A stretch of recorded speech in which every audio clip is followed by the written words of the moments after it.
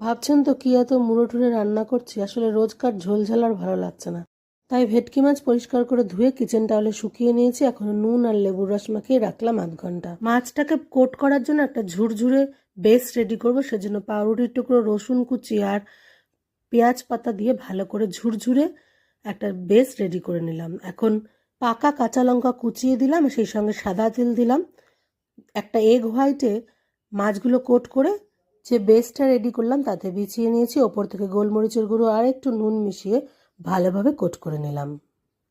আরও একবার egg white brush করে ডাবল কোটিং করে গ্রিল প্যানে বাটার ব্রাশ করেছি। এরপরে সাবধানে মাছ দুটো বসিয়ে দিয়ে দুপিঠ ভালোভাবে গ্রিল করে নিতে হবে। একটা গ্রিন সস রেডি করবো, সেজন্য পেঁয়াজ পাতা, ধনে পাতা, রসুন ভালোভাবে পেস্ট করে নেব। আর এতে একটু বরফ মিশিয়ে নিলে সবুজ ভাবটা একদম বজায় থাকবে। অল্প তেলে সসটা ঢেলে পরিমাণ মতো নুন আর লেবুর রস মিশিয়ে নিলাম। এরপর সার্ভিং প্লেটে সবুজ সস ঢেলে